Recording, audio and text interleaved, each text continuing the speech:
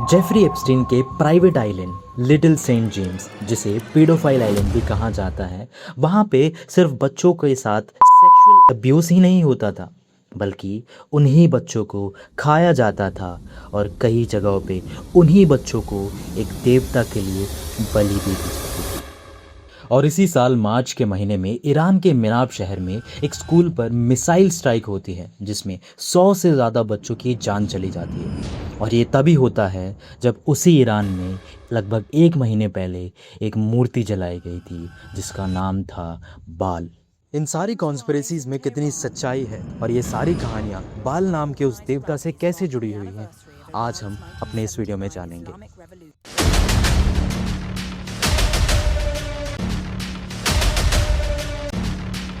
Charged life. Do you think you're the devil himself?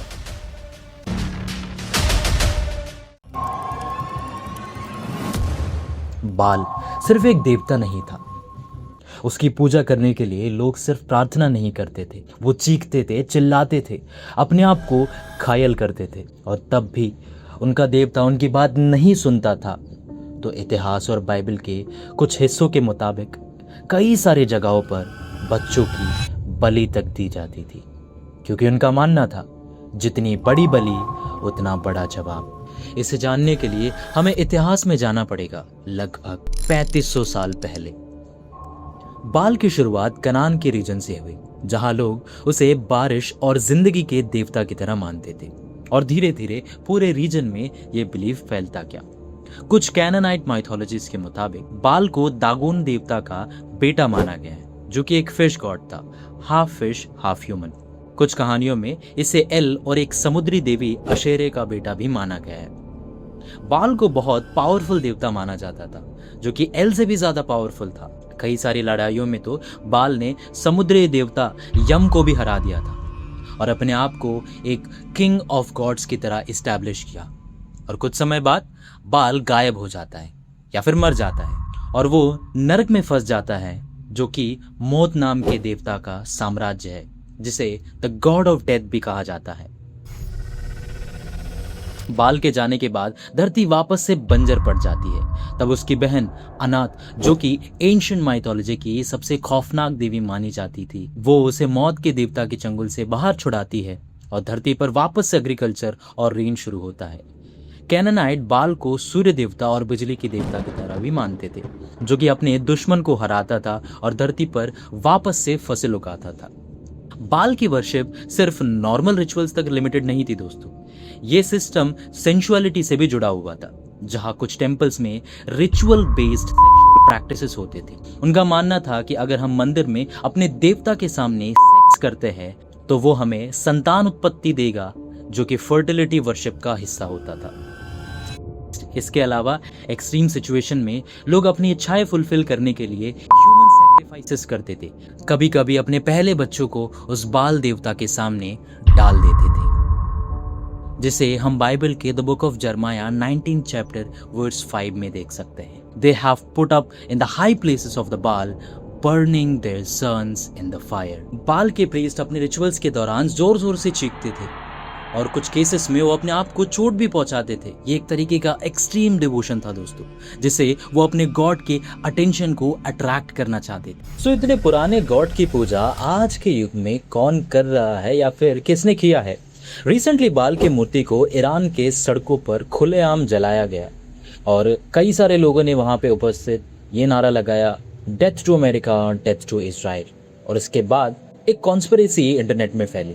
वहां के Iranians ने जो मूर्ति जलाई थी, उनका ये इंटेंशन था, उस मूर्ति को जलाते वक्त उनका ये कनेक्शन था कि ये मूर्ति जेफरी एप्स्टीन नाम के एक फाइनेंसर से एसोसिएट करती है। और ये बात उठ के आने लगी कि जेफरी एप्स्टीन के private island little saint James में एक मंदिर बना है और इस मंदिर में बाल नाम के देवता की एक मूर्ति बनी हुई है। वहां पे एप्स्टीन सिर्फ बच्चों के साथ ही नहीं करता था, वो बच्चों को उस देवता के सामने बलि देता था।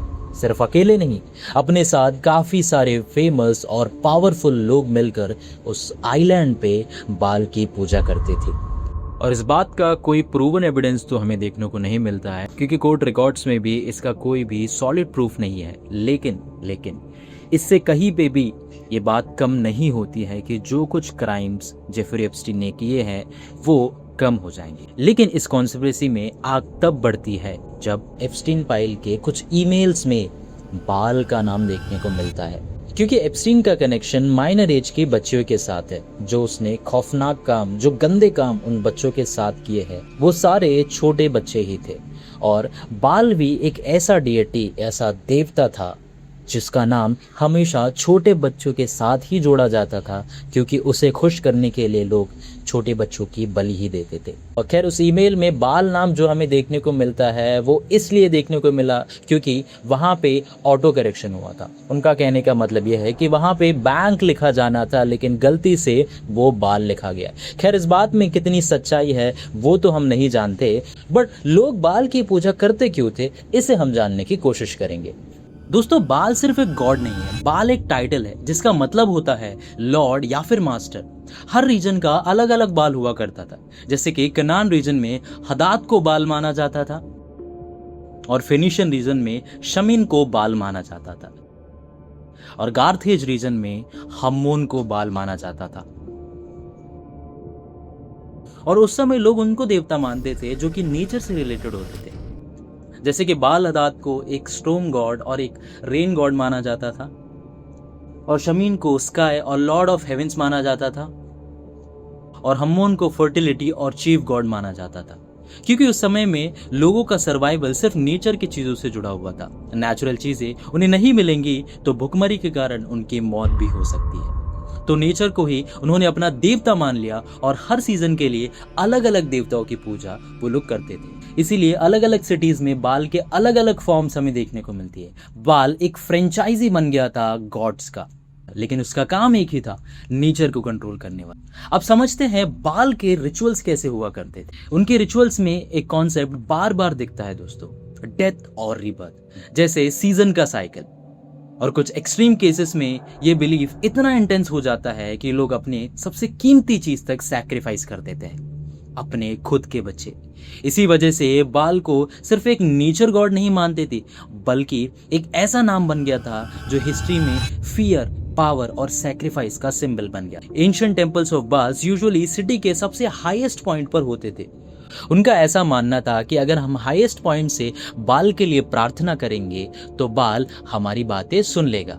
ऐसे वो अपने आप को बाल के करीब माना करते थे। उनके रिचुअल्स कुछ ऐसे शुरू होते थे दोस्तों, लोग अपने ऑफरिंग लेकर टेंपल्स की तरफ जाते थे, प्रीस्ट उन्हें लीड करते थे ड्रम्स, फ्लूट्स और चांट्स के साथ। टेंपल के अंदर एक ऑल्टर बनी हुई होती थी, यानी एक वेदी, जहां एनिमल्स जैसे कि शीप, बुल्स को सैक्रिफाइस किया जाता था, उसी वेदी के ऊपर चढ़ा दिया जाता था। और जो उन एनिमल्स का मीट होता था या तो उसे जला दिया जाता था उस बाल देवता के सामने या फिर लोगों में शेयर कर दिया जाता था। ये सब इसीलिए होता था ताकि वो बाल को खुश कर सके और बाल उन्हें रेन और फर्टिलिटी दे। उनके प्रीस्ट स्पेसिफिक प्रेयर्स और चांट्स बोलते थे दोस्तों, जिसमें बाल को राइडर ऑफ क्लाउड्स बुलाया जाता था। कभी कभी पूरी कम्युनिटी इसमें पार्टिसिपेट करती थी। लाउड कॉलिंग, रिपीटेड फ्रेजेस, वो ये सारी चीजें इसीलिए करते थे ताकि उस सोए हुए बाल को वो अपने वर्शिप के द्वारा वापस से जगा सके। बाल के प्रॉफिट कभी कभी एक्सट्रीम एक्ट्स करते थे दोस्तों, जैसे अपने आप को कट करना, जमीन पर गिरना, चीखना, चिल्लाना। और कुछ स्पेसिफिक रिकॉर्ड्स में जैसे कि गार्थेज रीजन में कुछ रिमेन्स मिले हैं बच्चों के बलि दी जाने वाले। इनिशियली कई सारे लोगों ने इस पर भरोसा नहीं किया था कि चाइल्ड सैक्रिफाइसेस बाल कभी नहीं मांगता होगा, लेकिन कुछ आर्कियोलॉजिकल रिकॉर्ड्स और रिमेन्स के मुताबिक ये कंफर्म किया गया कि गार्थेज रीजन में चाइल्ड सैक्रिफाइस हुआ करता था और गार्थेज रीजन का गॉड था बाल। बाल को बाइबल में हमेशा एक मैन मेड गॉड के रूप में दिखाया गया है और इजराइलियों को बार बार ये बोला गया है कि बाल को अपने कल्चर में, अपने रीति रिवाजों में इन्वॉल्व मत करना, क्योंकि जैसे ही इजरायली कनान पहुंचते हैं वो धीरे धीरे रियल गॉड को भूलने लगते हैं और बाल की तरफ अपना पूरा अटेंशन देने लगते हैं। स्पेसिफिकली अगर आप द बुक ऑफ जजेस को देखो तो वहां पे हमें एक क्लियर पैटर्न देखने को मिलता है। वहां पे ये होता है कि इजरायली हमेशा यहोवा से दूर जाते हैं, बाल की वर्शिप करने लगते हैं, फिर वापस से वो किसी मुसीबत में पड़ जाते हैं और यहोवा को याद करते हैं। यहोवा जब उन्हें उस मुसीबत से बचा लेता है वो कुछ टाइम के लिए नॉर्मल हो जाते हैं, फिर वापस से उसी बाल को वर्शिप करना वो लोग स्टार्ट करते हैं। और ये सिर्फ एक दो बार नहीं, कई बार हमें देखने को मिलता है। लेकिन अभी तक भी बाल की वर्शिप इजराइल में एक्सट्रीम नहीं होती है। एक्सट्रीम तो तब होता है जब अहब और जज़बेल के टाइम पर बाल की वर्शिप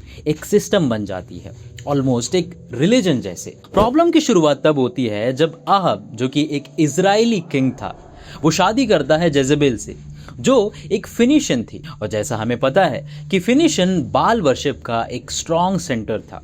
जेजेबेल सिर्फ बिलीवर नहीं थी, वो चाहती थी कि बाल की वर्शिप पूरे इजराइल में फैल जाए। और उसके लिए उसने धीरे धीरे इजराइल में टेम्पल्स बनाना चालू कर दिए बाल के लिए, और ऊंचे स्थानों पर ऑल्टर्स इस्टेब्लिश किए, और बाल के प्रॉफिट्स को ओपनली सपोर्ट करने लगी। और ये सब नेशनल लेवल पे इजराइल में हो रहा था दोस्तों। फिर इसने एक और स्टेप्स लिया, यहोवा के प्रॉफिट्स को हटाने का, और धीरे धीरे उन्हें मार दिया गया, जबकि बाल के प्रॉफिट्स को प्रोटेक्शन मिलने लगी। और इस तरीके से इजराइलियों में बाल का इन्फ्लुएंस बहुत ज़्यादा बढ़ने लगता है। और इजराइलियों का बाल का मानने का सबसे मेन रीज़न भी ऑलमोस्ट सभी की तरह सेम था दोस्तों। उनके हिसाब से भी वही रीज़न था, क्योंकि वहाँ की ज़मीनें सूख रही थी, अकाल पड़ रहा था, और उन्हें लगा कि अगर हम बाल को खुश करेंगे तो बाल बारिश गिराएगा, वापस से फसल आएगी और हमारी ज़िंदगी वापस बच जाएगी। और जब किंग और क्वीन का इन्फ्लुएंस भी साथ हो, तब लोग और भी ज़्यादा उस तरफ मुड़ने लगते। और ऐसे करके बाल की वर्शिप पूरे देश में फैल गई दोस्तों। लोग ओपनली उसे फॉलो करने लगे, रिचुअल्स इंटेंस हो गए, और सोसाइटी का डायरेक्शन चेंज हो गया। ये इजराइल का लोएस्ट स्पिरिचुअल पॉइंट था दोस्तों। और यही से शुरू होता है बाल वर्सेस यहोवा का सबसे बड़ा टकराव। यहोवा वर्सेस बाल की फाइट की शुरुआत ही इसीलिए होती है ताकि लोगों को पता चल सके कि बाल कोई रियल देवता नहीं है। इसकी शुरुआत होती है एलिजा से। 3 साल पहले एलिजा कहता है कि 3 साल तक यहाँ पे कोई बारिश नहीं होगी, और उसके बाद वैसा ही होता है। 3 साल तक ना तो वहां पे बारिश होती है और ना ही कोई ओस की बूंद वहां देखने को मिलती है। फिर लोगों को दिखाने के लिए एलिजा ये चैलेंज करता है कि आओ देखते हैं तुम्हारा बाल रियल है या फिर मेरा रियल गॉड यहोवा। और ये चैलेंज एक ऐसी जगह पे करता है जहां पे इजरायली और फिनिशा के लोग दोनों इस चीज को देख सके, माउंट कैरमल। एलिजा सिंपली उन लोगों से एक बात कहता है, हम 2 बलि की वेदियां बनाएंगे। जिस गॉड में पावर होगा वो आसमान से आग बरसाएगा, और जो आग बरसाएगा वो रियल गॉड कहलाया जाएगा। बट ये आग बरसाने का कॉन्सेप्ट एलिजा के लिए कोई रैंडम नहीं था दोस्तों। आपने कई जगह देखा होगा कि पुराने नियम में गॉड यहोवा अपने पावर को, अपने प्रेजेंस को दिखाने के लिए कई जगहों पर फायर का इस्तेमाल, आग का इस्तेमाल करते हैं। और दूसरी तरफ बाल को भी आग से एसोसिएट किया जाता है, क्योंकि बाल एक स्टॉर्म और एक थंडर गॉड था, एक लाइटनिंग गॉड था। दोनों तरफ के लोगों के लिए ये चैलेंज काफी ज्यादा इक्वल था। फिर वहां के लोगों ने सोच लिया तो ये काफी इजी है, क्योंकि बाल एक रियल देवता है तो वो पक्का आसमान से आग बरसा देगा। अब बाल के प्रॉफिट सुबह से लेकर शाम तक उस वेदी के सामने प्रार्थना करते हैं। वो चीखते हैं, चिल्लाते हैं, रोते हैं, नाचते हैं, गाते हैं, लेकिन अभी भी आसमान से कोई भी बारिश का एक टुकड़ा भी नहीं करता है। फिर धीरे धीरे जब उनकी इंटेंसिटी बढ़ने लगती है, एलिजा उनसे कहता है कि जरा जोर से चिल्लाओ, शायद तुम्हारा गॉड सो रहा हो। और ये सिर्फ कोई एक मजाक के तरह ही नहीं था दोस्तों। इसका ये मतलब था क्योंकि पुराने नियम में डिएटीज, देवता कई दफा सोते भी थे, वो रेस्ट करते थे, वो अपने काम से ब्रेक लेते थे। उनके मुताबिक उनके जो गॉड है वो हमेशा एक्टिव नहीं होते। इसीलिए एलिजा उनसे कहता है कि जोर से चिल्लाओ, शायद तुम्हारा गॉड सो रहा हो या फिर वो कहीं गया हुआ हो। जब तुम जोर से चिल्लाओगे शायद वो आसमान से आग बरसाएगा। वो मजाक भी करता है और यहाँ पे उनके बिलीफ सिस्टम को भी वो तोड़ता है दोस्तों। और इसके बाद लोग और ज़्यादा इंटेंस हो जाते हैं, अपने आप को चोट पहुंचाने लगते हैं, उनके शरीर से खून बहने लगता है, लेकिन अभी भी आसमान से कोई जवाब नहीं आया था। अब बारी आती है एलिजा की। एलिजा भी एक ऑल्टर बनाता है। उसके बाद एलिजा एक सिंपल सी प्रार्थना करता है दोस्त, और उस पल आसमान से आग गिरती है।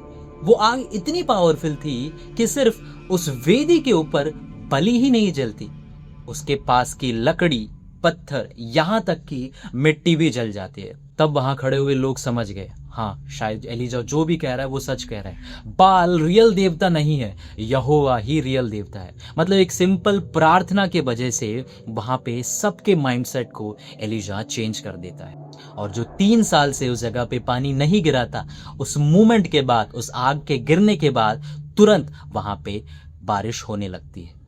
दोस्तों, बाल आखिर किस चीज को रिप्रेजेंट करता था? बाल रिप्रेजेंट करता था फियर को, पावर को, कंट्रोल को। और इसीलिए लोग उस टाइम पे बाल की वर्शिप कर रहे थे। और आज के टाइम में भी बाल वर्शिपर्स की कमी नहीं है। आज डायरेक्टली बाल की वर्शिप में भी नहीं हो रही हो, शायद डायरेक्टली कोई भी आज के टाइम पे बाल की वर्शिप ना कर रहा हो, लेकिन इनडायरेक्टली आज भी कई सारे लोग बाल की वर्शिप करते हैं। मॉडर्न डे बाल वर्शिप होता है पावर के लिए। लोग पावर के भूख में इतने अंधे हो जाते हैं, वो किसी को भी नहीं देखते, वो कुछ भी करने के लिए तैयार हो जाते हैं। वो एक दूसरे को लड़ाते हैं, वो एक दूसरे को अलग करते हैं, वो भाइयों में झगड़ा पैदा करते हैं। मतलब पैसे और पावर के लिए लोग किसी भी हद तक जाते हैं। और ये भी बाल के वर्शिप को रिप्रेजेंट करता है दोस्तों।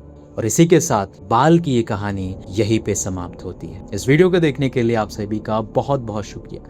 अगर इस वीडियो से कुछ भी नया आपको सीखने को मिला तो एक लाइक करना। अगर आप हमारे इस चैनल पे नए हो तो इसे सब्सक्राइब करो और ज़्यादा से ज़्यादा लोगों तक इसके बारे में शेयर करो, ताकि बाल के बारे में सारे लोगों को पता चल सके। और कमेंट करो कि अगला वीडियो मैं किसके ऊपर बनाऊँ, मैं आपके लिए वो वीडियो भी ज़रूर बनाऊँगा।